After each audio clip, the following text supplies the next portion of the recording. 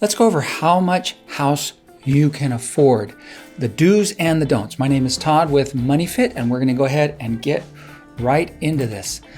First of all, the don'ts. Let's get rid of these things. Do not include any of these in your process of finding your next home and deciding how much you can afford to borrow or to pay every month. First of all, don't let your lender decide how much you can afford. A lender is in the business of lending money, and most loan officers will get paid a commission. So the larger the loan, the more they get paid. They have an incentive to lend you more, the absolute most possible. So do not go in and say, well, the lender said that I could borrow this much or that much. You need to not put that kind of power, give that kind of power to the lender. That's your decision, not the lender's decision. Do not rely solely on an online calculator. I love online calculators. There's a lot of great ones out there. We have a lot of great ones at our MoneyFit.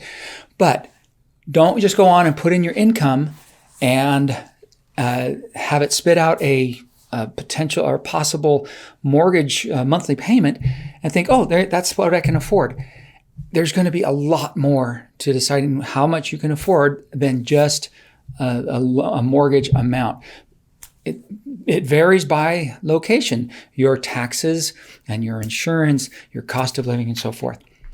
Don't guess. Don't guess. Well, I've heard that there's this rule of thumb here or that rule of thumb there. I think I can afford this. No, for most people, this is the largest purchase you will make in your lifetime, certainly up to that point.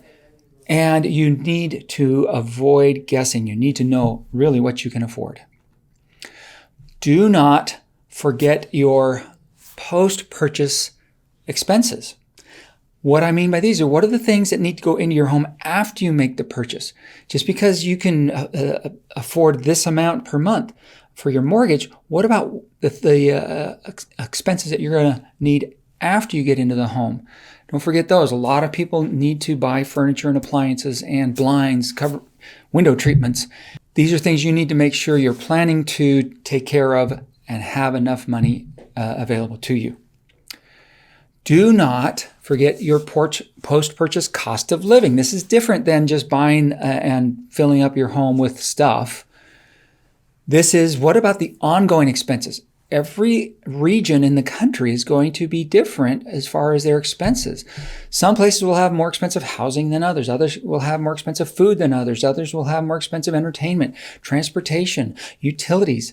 Make sure you understand what is the cost of living going to be in that new home and that you can afford it. Okay, let's get into the do's now. First of all, do base this on your net income. That's your paycheck. Your banker is going to ask you, your potential lender is going to ask you for your net income. Just remember, or your gross income. They base all their figures on your gross income. You need to understand that gross income is a fantasy. It does not exist. You don't get to spend your gross income. You only get to spend your net income. So while all the lender's calculations are based on that gross, and they say, well, we figure out what your net income should be, you know what your actual net income is. What is your paycheck? So make sure that you're basing it on reality, not fantasy. Base your decision on a real budget. That means you're going to have to go through and make sure you know, what is it how much are you spending every month on groceries, on dining out, on entertainment, on fuel for the car or the truck, on transportation, insurance, everything. You know what it is that you're going to, that you spend. You also you also absolutely want to put together a post-purchase budget. Your utility, if your house is going to be bigger or smaller, your utility expenses are going to go up or down. The furniture might be different. And what is it that you're going to need to do to spend? Are you going to spend differently in your new home? Make sure that you have your current budget and you understand how that's going to be different in a new home. Do figure out all this stuff before you start applying for a loan. You need to understand all this figures beforehand. Otherwise, the lender and the realtor and everybody else is going to start giving you their own opinions, and they all have their own financial interests. I'm not saying that they're bad people. I'm just saying they have their own financial interests. You need to have your own back.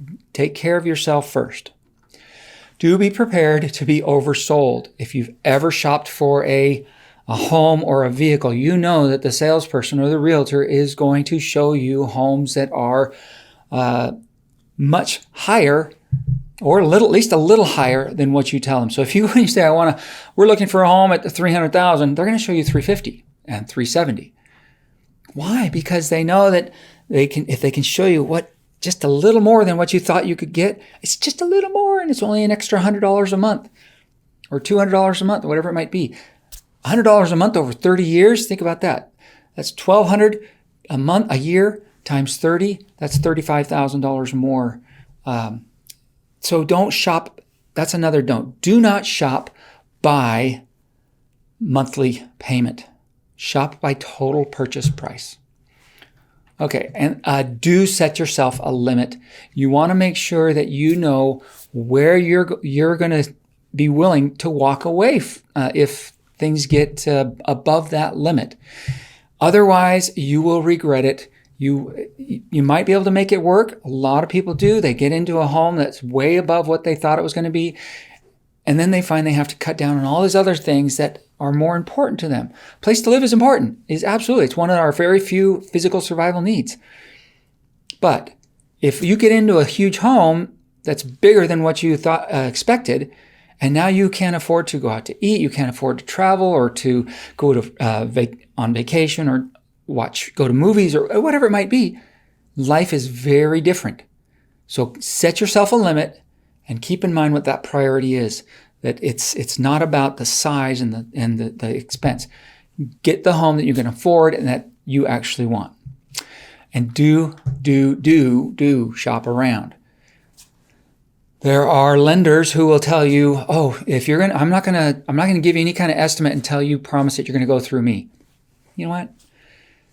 Ask for a good faith estimate. What are your range? What's your interest rates? What are your interest rates at? If you have, and you're going to know beforehand, you're going to know what your credit, you should know what your credit score is ahead of time. You can either go use a free app, but I would recommend you go to a place like Experian.com and get your free FICO score from there. That's a free service. Do not sign up for their monitoring service. Just sign up for free access to your credit report and a credit score. You can also get from many banks a free FICO score. You want a FICO score, not a Vantage score. Most lenders are going to use your FICO score. With that score in hand, you can shop around and just say, hey, based on a credit score of this credit score, whatever your score is, what kind of interest rates would you estimate I could get with you? When you're ready, then now you can shop around and apply. You don't have to apply only at one. You can apply at multiple because your FICO score only takes into account one application within about a 2-week period, depending on which FICO model that lenders are using. Some go up to 30 days, but keep it down about, if you're going to apply it and shop around and you're going to have them actually pull your credit report and credit score, do it all within about a week and a half period so that you don't go beyond that 2 week and it might start really having a negative effect on your score. Shop around. You want to find the best deal possible. All right, if you'd like to learn more or find other of our MoneyFit Live webinars, there it is, moneyfit.org/live. This is, again, Todd Christensen, author of Everyday Money, for Everyday People, and Education Manager at MoneyFit. Thank you for joining me, and I hope you have a great day.